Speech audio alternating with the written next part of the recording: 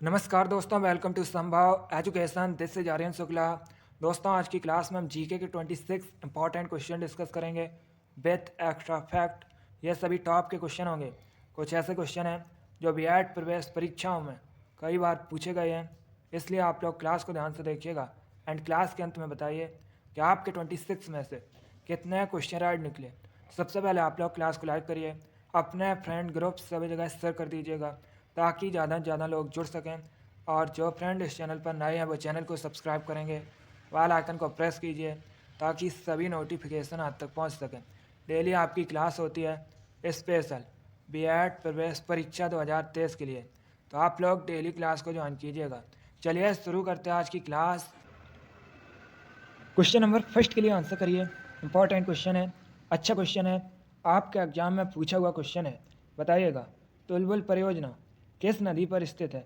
Option number A Brahmaputra नदी, option number B Gomti, option number C Jhelum, या option number D none of these इनमें से कोई नहीं। तुलबुल परियोजना किस नदी पर स्थित है? सभी लोग आंसर करिएगा। वेरी गुड, बहुत अच्छे। इसका right answer option number C होगा, झेलम नदी पर। Yes, option number C correct answer है दोस्तों। तुलबुल परियोजना झेलम नदी पर स्थित है, तो option number C correct answer होगा। अब आपसे एग्जाम में क्वेश्चन पूछा जा सकता है कि तुलबुल परियोजना जो कि झेलम नदी पर स्थित है, ये कहाँ पर है? तो ये दोस्तों जम्मू और कश्मीर में स्थित है। चलिए क्वेश्चन नंबर फर्स्ट का option number C correct answer होगा, तुलबुल परियोजना झेलम नदी पर स्थित है। आगे बढ़ते हैं, क्वेश्चन नंबर 2 के लिए आंसर करिएगा। यह भी अच्छा क्वेश्चन है। बताइएगा, उत्तर प्रदेश स्थापना दिवस कब मनाया जाता है? आपको बताना है उत्तर प्रदेश स्थापना दिवस कब मनाया जाता है। सभी लोग आंसर करिएगा। बहुत अच्छे, गुड। देखिएगा, इसका right answer option number C होगा, 24 जनवरी को। Yes, option number C correct answer है। प्रतिवर्ष 24 जनवरी को उत्तर प्रदेश स्थापना दिवस मनाया जाता है, तो ऑप्शन नंबर सी आपका राइट आंसर होगा। अब देखिए, अगर हम ऑप्शंस के बारे में बात करें, 10 दिसंबर को प्रतिवर्ष विश्व मानवाधिकार दिवस मनाया जाता है। ऐसे क्वेश्चन एग्जाम में पूछ लेते हैं कि विश्व मानवाधिकार दिवस कब सेलिब्रेट किया जाता है, तो ये दोस्तों 10 दिसंबर को सेलिब्रेट किया जाता है। 9 अक्टूबर को प्रतिवर्ष विश्व डाक दिवस मनाया जाता है, और 21 जून को प्रतिवर्ष अंतर्राष्ट्रीय योग दिवस मनाया जाता है। यह सभी इंपॉर्टेंट क्वेश्चन हैं, यहाँ से आपके एग्जाम में क्वेश्चन पूछे जा सकते हैं, तो आप लोग याद रखिएगा। चलिए क्वेश्चन नंबर 2 का option number C correct answer है, 24 जनवरी को प्रतिवर्ष उत्तर प्रदेश स्थापना दिवस मनाया जाता है। आगे बढ़ते हैं, क्वेश्चन नंबर 3 के लिए आंसर करिएगा। इंपॉर्टेंट क्वेश्चन है, आपके एग्जाम में पूछा हुआ क्वेश्चन है। बताइएगा, पश्चिम बंगाल में रानीगंज किसके लिए प्रसिद्ध है? पहली बात तो आप लोग याद रखिएगा, रानीगंज ये पश्चिम बंगाल में है। अब बताइएगा, ये किसके लिए प्रसिद्ध है? सभी लोग आंसर करिए। बहुत अच्छे, इसी प्रकार के क्वेश्चन आपके एग्जाम में जीके के पूछे जाते हैं, तो क्लास को ध्यान से देखिएगा। इसका right answer option number A होगा, कोयले के लिए। Yes, option number A correct answer होगा। आगे बढ़ते हैं, क्वेश्चन नंबर 4 के लिए आंसर करिए। इंपॉर्टेंट क्वेश्चन है, एग्जाम में पूछा हुआ क्वेश्चन है। बताइएगा, दाढ़ी बनाने के लिए किस दर्पण का प्रयोग किया जाता है? आपको बताना है दाढ़ी बनाने के लिए किस दर्पण का प्रयोग किया जाता है। ए समतल दर्पण का, बी उत्तल दर्पण का, सी अवतल दर्पण का, या डी नन ऑफ दीज इनमें से कोई नहीं। इंपॉर्टेंट क्वेश्चन है, इसका right answer option number C होगा, अवतल दर्पण का। Yes, option number C correct answer है, दाढ़ी बनाने के लिए अवतल दर्पण का प्रयोग किया जाता है। आगे बढ़ते हैं, अगला क्वेश्चन देखते हैं। क्वेश्चन नंबर 5 के लिए आंसर करिए। करंट से संबंधित क्वेश्चन है। बताइएगा, वर्तमान में रसिया के प्रेसिडेंट कौन है? आपको बताना है वर्तमान में रसिया के प्रेसिडेंट कौन है। Option number A Xi Jinping, option number B Vladimir Putin, option number C Kamala Harris, या option number D Donald Trump. बताइएगा, वर्तमान में रसिया के प्रेसिडेंट कौन है, राष्ट्रपति कौन है? रसिया की राजधानी दोस्तों मॉस्को है। एग्जाम में पूछा हुआ क्वेश्चन है कि रूस की राजधानी क्या है, तो याद रखिएगा मॉस्को। क्षेत्रफल की दृष्टि से विश्व का सबसे बड़ा देश रसिया है। अभी आंसर करिए, क्वेश्चन नंबर 5 के लिए क्वेश्चन है, वर्तमान में रसिया के प्रेसिडेंट कौन है? गुड। इसका राइट आंसर होगा option number B, Vladimir Putin. Yes, option number B correct answer है, व्लादिमीर पुतिन। ये दोस्तों अभी रसिया के प्रेसिडेंट हैं शी जिनपिंग वर्तमान में। चाइना के प्रेसिडेंट हैं कमला हैरिस, ये वर्तमान में यूएसए की उपराष्ट्रपति हैं, और वर्तमान में यूएसए के राष्ट्रपति जो बाइडन हैं। इन ऑप्शंस के बारे में याद रखिएगा, यहाँ से आपके एग्जाम में क्वेश्चन पूछे जा सकते हैं। अगला क्वेश्चन देखते हैं। क्वेश्चन नंबर 6 के लिए आंसर करिए। इंपॉर्टेंट क्वेश्चन है, कई परीक्षाओं में यह क्वेश्चन इसी प्रकार से पूछा गया है। आपको बताना है सत्यार्थ प्रकाश के लेखक कौन है। बताइएगा, सत्यार्थ प्रकाश के लेखक कौन है। A Mahatma Gandhi, B Swami Dayanand Saraswati, C Swami Vivekananda, या डी राजा राम मोहन राय।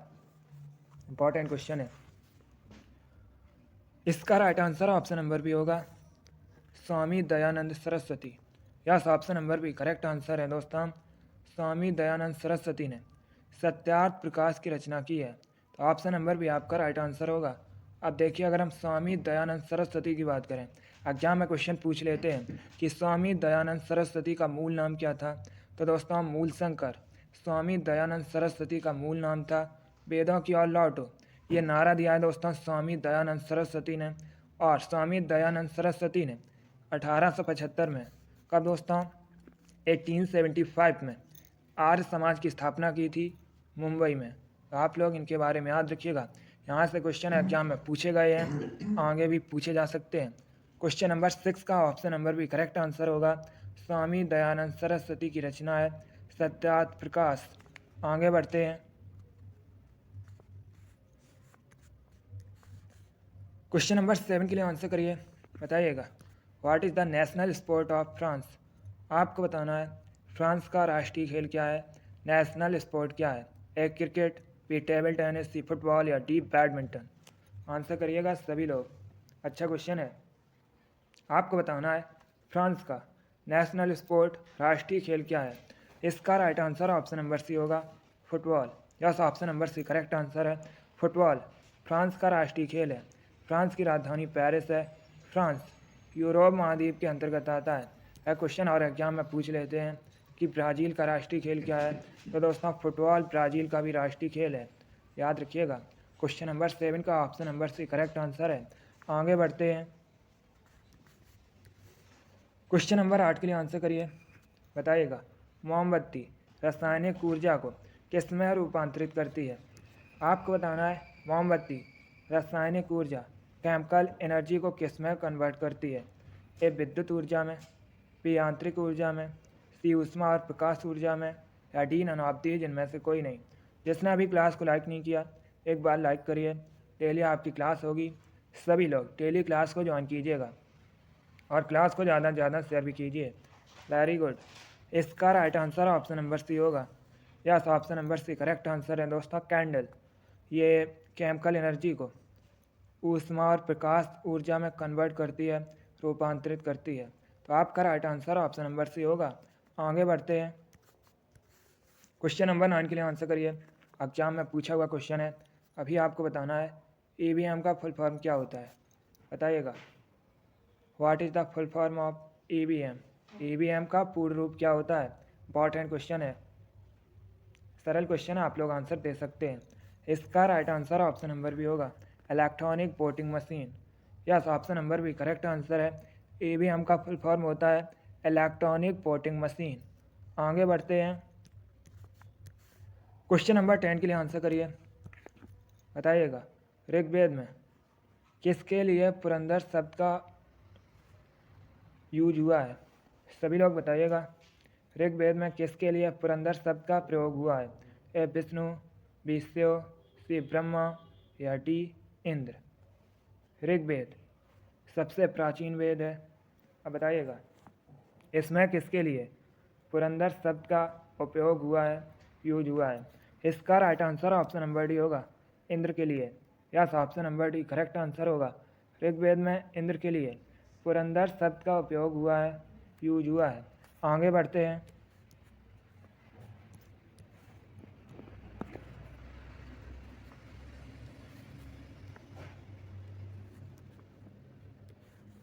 क्वेश्चन नंबर 11 के लिए आंसर करिए। बताइएगा, लिग्नाइट क्या है? What is lignite? A iron, B copper, C कोयला या डी मिट्टी? आपको बताना है लिग्नाइट क्या है। गुड। इसका right answer option number C होगा, कोयला। Yes, option number C correct answer है दोस्तों। लिग्नाइट एक प्रकार का कोयला होता है, तो ऑप्शन नंबर सी आपका राइट आंसर होगा। अब यहाँ पर आपसे एग्जाम में क्वेश्चन पूछा जा सकता है कि सबसे उच्च कोटि का कोयला कौन सा होता है। ये क्वेश्चन कभी परीक्षा में पूछा हुआ क्वेश्चन है, तो याद रखिएगा एंथ्रोसाइट। ये दोस्तों सबसे उच्च कोटि का कोयला होता है। चलिए आगे बढ़ते हैं। क्वेश्चन नंबर 12 के लिए आंसर करिए, बताइएगा। मृगवाड़ी राष्ट्रीय उद्यान, मृगवाड़ी नेशनल पार्क, ये किस राज्य में स्थित है? A Uttarakhand, B Gujarat, C Assam या डी तेलंगाना? इसका right answer option number D होगा, Telangana. Yes, option number D correct answer है। मृगवाड़ी राष्ट्रीय उद्यान तेलंगाना में स्थित है। आगे बढ़ते हैं। क्वेश्चन नंबर 13 के लिए आंसर करिए, बताइएगा। निम्न में से किस वेद में संगीत का वर्णन है? आपको बताना है किस वेद में संगीत का वर्णन है। ए अथर्ववेद में, बी ऋग्वेद में, सी सामवेद में या डी यजुर्वेद में? दोस्तों 4 वेद हैं, कौन से? अथर्ववेद, ऋग्वेद, सामवेद, यजुर्वेद। इनमें से सबसे प्राचीन वेद ऋग्वेद है। वेदों की रचना संस्कृत भाषा में हुई है। अभी आपको बताना है संगीत का वर्णन किस वेद में है। इसका right answer option number C होगा, सामवेद में। Yes, option number C correct answer होगा, सामवेद में संगीत का वर्णन है। आगे बढ़ते हैं। क्वेश्चन नंबर 14 के लिए आंसर करिए। साइंस से संबंधित क्वेश्चन है, इंपॉर्टेंट क्वेश्चन है, एग्जाम में पूछा हुआ क्वेश्चन है।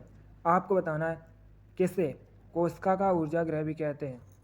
बताइएगा, किसे कोशिका का ऊर्जा ग्रह भी कहते हैं? अच्छा क्वेश्चन है, आंसर सभी लोग दीजिएगा। जो क्वेश्चन ना आए उसे आप लोग कॉपी में नोट डाउन कीजिए। Very good. इसका right answer option number C होगा, mitochondria. Yes, option number C correct answer होगा, माइटोकॉन्ड्रिया को कोशिका का ऊर्जा ग्रह भी कहा जाता है। आगे बढ़ते हैं।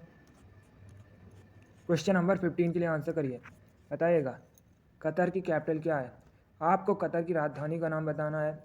ए Kathmandu, B Washington DC, C Doha या डी ढाका? Very good. इसका right answer option number C होगा, Doha. Yes, option number C correct answer है, दोहा कतर की राजधानी है। काठमांडू नेपाल की राजधानी है। वाशिंगटन डीसी यूएसए की राजधानी है। ढाका बांग्लादेश की राजधानी है। अगला क्वेश्चन देखते हैं। क्वेश्चन नंबर 16 के लिए आंसर करिएगा, बताइएगा। माधव राष्ट्रीय उद्यान कहाँ पर है? आपको बताना है माधव नेशनल पार्क कहाँ स्थित है। ए मध्य प्रदेश में, बी राजस्थान में, सी पंजाब में या डी केरल में? भारत में सबसे अधिक नेशनल पार्क मध्य प्रदेश में है। इसका right answer option number A होगा, Madhya Pradesh. Yes, option number A correct answer होगा दोस्तों, माधव राष्ट्रीय उद्यान, माधव नेशनल पार्क मध्य प्रदेश में स्थित है। आगे बढ़ते हैं। क्वेश्चन नंबर 17 के लिए आंसर करिए। क्वेश्चन है केंद्रीय चावल अनुसंधान संस्थान कहाँ स्थित है? यह भी इंपॉर्टेंट क्वेश्चन है, एग्जाम में 2 से 3 बार पूछा गया है। आपको बताना है केंद्रीय चावल अनुसंधान संस्थान कहाँ स्थित है। ए कटक में, बी न्यू दिल्ली में, सी लखनऊ में या डी भोपाल में? इसका right answer option number A होगा, Cuttack. Yes, option number A correct answer है दोस्तों, ओडिशा के कटक में केंद्रीय चावल अनुसंधान संस्थान स्थित है, इसलिए option number A correct answer होगा। आगे बढ़ते हैं। क्वेश्चन नंबर 18 के लिए आंसर करिए। अब आपको बताना है नॉर्वे की कैपिटल का नाम क्या है। बताइएगा, नॉर्वे की राजधानी क्या है? A London, B Oslo, C Moscow या डी पेरिस? इसका right answer option number B होगा, Oslo. Yes, option number B correct answer है, ओस्लो नॉर्वे की राजधानी है। लंदन ब्रिटेन की राजधानी है। मॉस्को रसिया की राजधानी है। पेरिस फ्रांस की राजधानी है। आगे बढ़ते हैं। क्वेश्चन नंबर 19 के लिए आंसर करिए, बताइएगा। ढिंग एक्सप्रेस के नाम से किसे जाना जाता है? आपको बताना है ढिंग एक्सप्रेस के नाम से किसको जाना जाता है। ए साक्षी मलिक, बी गीता फोगाट, सी साइना नेहवाल या D Hima Das? Question number 19 के लिए आंसर करिएगा। गुड।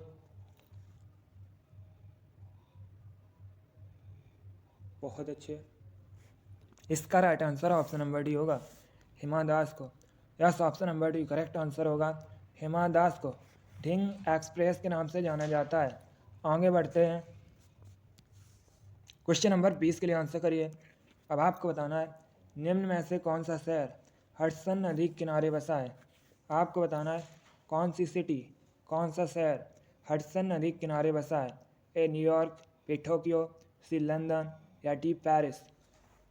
बताइएगा कौन सा शहर हडसन नदी के किनारे स्थित है या हडसन नदी के किनारे बसा है। आंसर सभी लोग दीजिएगा। बहुत अच्छे। डेली क्लासेस होगी तो आप लोग डेली सभी क्लासेस को ज्वाइन कीजिएगा। इसका right answer option number A होगा New York. Yes, option number A correct answer है दोस्तों। न्यूयॉर्क यूएसए का शहर है, ये हडसन नदी के किनारे बसा है। आगे बढ़ते हैं। क्वेश्चन नंबर 21 के लिए आंसर करिए। ये भी अच्छा क्वेश्चन है, ऐसा क्वेश्चन है एग्जाम में पूछ लेते हैं। आपको बताना है निम्न में से कौन सा शहर गंगा नदी के किनारे नहीं बसा है। बताइएगा कौन सा शहर इनमें से गंगा नदी के किनारे स्थित नहीं है। A Patna, B Haridwar, C Kanpur या डी दिल्ली। बहुत अच्छे। इसका right answer option number D होगा Delhi. Yes, option number D correct answer है दोस्तों दिल्ली। ये यमुना नदी के किनारे बसा है, तो ऑप्शन नंबर डी आपका राइट आंसर होगा। बाकी पटना बिहार की राजधानी है। इससे पटना का जो प्राचीन नाम है पाटलिपुत्र है। और ये दोस्तों गंगा नदी के किनारे बसा है। हरिद्वार उत्तराखंड में है, ये भी गंगा नदी के किनारे बसा है। कानपुर उत्तर प्रदेश का शहर है। कानपुर चमड़े के उद्योग के लिए प्रसिद्ध है।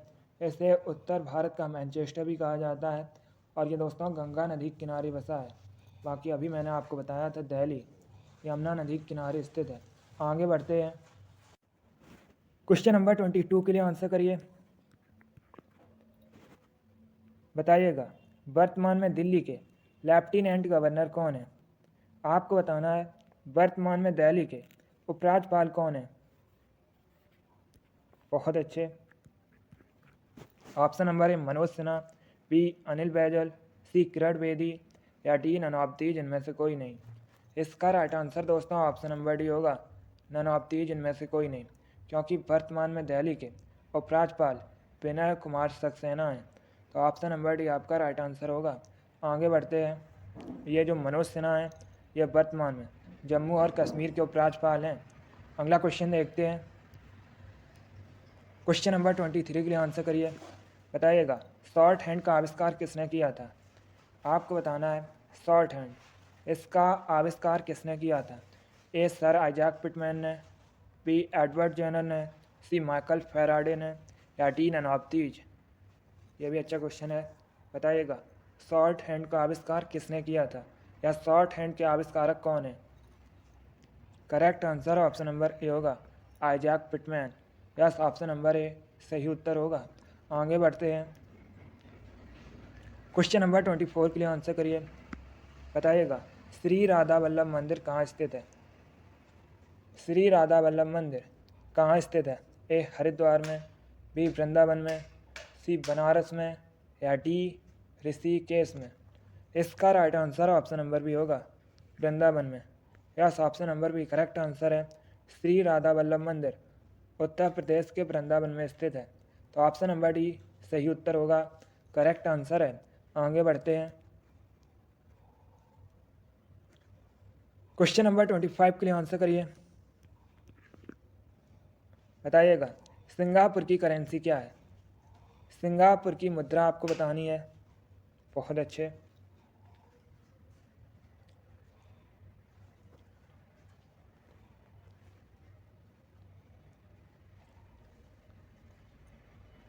इसका right answer option number A होगा Singapore dollar. Yes, option number A correct answer है दोस्तों। सिंगापुर की करेंसी मुद्रा सिंगापुर डॉलर है। आगे बढ़ते हैं। क्वेश्चन नंबर 26 के लिए आंसर करिए। बताइएगा बायोलॉजी के फादर कौन है। आपको बताना है किसे जीव विज्ञान का पिता या जनक कहा जाता है। ए अरस्तु, बी थॉमस अल्वा एडिसन, सी जॉन मैंडल या डी हरगोविंद खुराना। इसका right answer option number A होगा अरस्तु। Yes, option number A correct answer है। अरस्तु को जीव विज्ञान का पिता कहा जाता है, जनक कहा जाता है।